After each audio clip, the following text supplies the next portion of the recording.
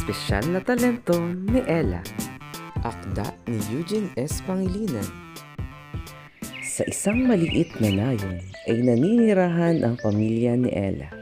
Si Ella ay 8 taong gulang at kasalukuyang nasa 2 baitang.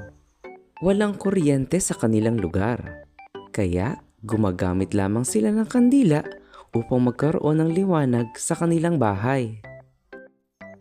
Isang gabi, naisipan na lamang ni Ella na paglaruan ang nakasinding kandila. Nang bigla itong natumba at dumikit sa kanilang kortina. At mabilis na kumalat ang apoy na naging sanhi ng pagkasunog ng kanilang bahay. Napinsala rin ang isang kamay ni Ella.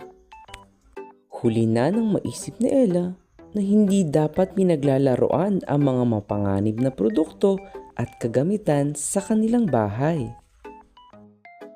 Dahil dito, napilitang lumipat ng kanilang pamilya sa bagong lugar na may kalayuan sa dati nilang tirahan.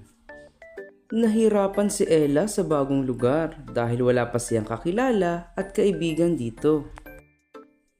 Isang araw, naisipan ni Ella na magpinta ng mga disenyo na nagpapakita ng babala sa mga mapanganib na produkto at kagamitan sa kanilang bahay, tulad ng mga kemikal na ginagamit sa paglilinis at matutulis na kasangkapan tulad ng gunting at kutsilyo.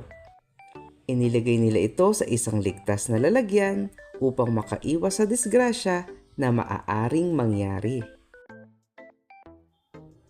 Dahil sa mga disenyo na ginawa ni Ella, nalaman ng kanyang mga magulang na may espesyal pala siyang talento sa pagpipinta kahit pa may kapansanan ang isa niyang kamay.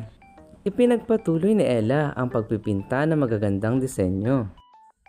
At ito ay napansin ng kanyang mga kapitbahay. Kaya hindi nagtagal ay dumami ang nakakilala sa kanya at nagkaroon siya ng maraming kaibigan.